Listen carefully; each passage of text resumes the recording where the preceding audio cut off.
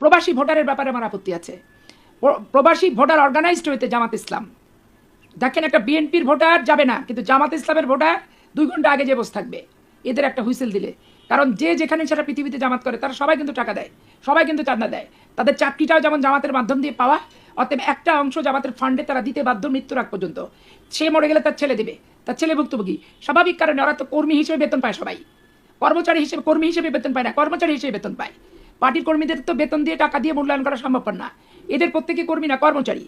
এবং তাদের প্রতিদিনের যে কর্মসূচি থাকে, বাড়ি বাড়ি যাওয়া, তারপরে তাফসির করা, মানুষকে কোরআন দিয়ে শপথ করানো, জামাত ইসলামকে ভোট না দিলে হাবিয়া দোজক পাবা, দাঁড়িপাল্লায় ভোট দিলে জান্নাত পাবা, এই যে খারাপ খারাপ কথাগুলো বাড়িতে বাড়িতে বাড়িতে বাড়িতে যে ননসেন্স করে বেড়ায় জামাত ইসলাম, নোংরামি করে বেড়ায়, এতে একবারে আমি নিশ্চিত যে প্রবাসী ভোটারদের ভোট করতে গেলে, ভোটার করতে গেলে এখানে সবচেয়ে বেশি বেনিফিশিয়ারি হবে এই জামাত ইসলাম। এবং জামাত ইসলামকেই, যার কারণে সরকার ছলে বলে কৌশলে পিআর পদ্ধতি ছাড়া নির্বাচনের পদ্ধতিতে ওদেরকে কোনো প্রকার মানে আর্ধেক তো দূরের কথা, কোয়ার্টার ভোটও বিএনপির সাথে টিকছে না, তখন এই পদ্ধতিগুলো এই সরকার বাতলাচ্ছে। এই জন্য পিআর পদ্ধতি নিয়ে আমার ব্যক্তিগত যেমন আপত্তি আছে, প্রবাসী ভোটার নিয়েও কিন্তু আমার ব্যক্তিগত আপত্তি আছে। শুধু রাষ্ট্রের জন্য কি প্রবাসীরা টাকা পাঠায়?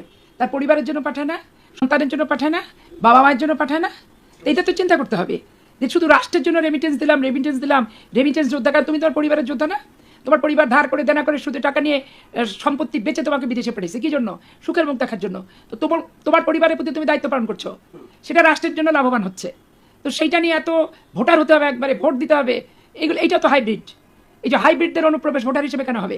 রাজনীতিতে হাইব্রিডের অনুপ্রবেশ যেমন আমি অপছন্দ করি, ঠিক ভোটারেরা একটা জাতীয় নির্বাচনের হাইব্রিড হয়ে বিদেশে থেকে এখানে অংশগ্রহণ করাটা আমি অপছন্দ করি। তারপরে আপনি আসলেন সংরক্ষিত মহিলা আসন। সংরক্ষিত মহিলা আসনে আমার আপত্তি আছে।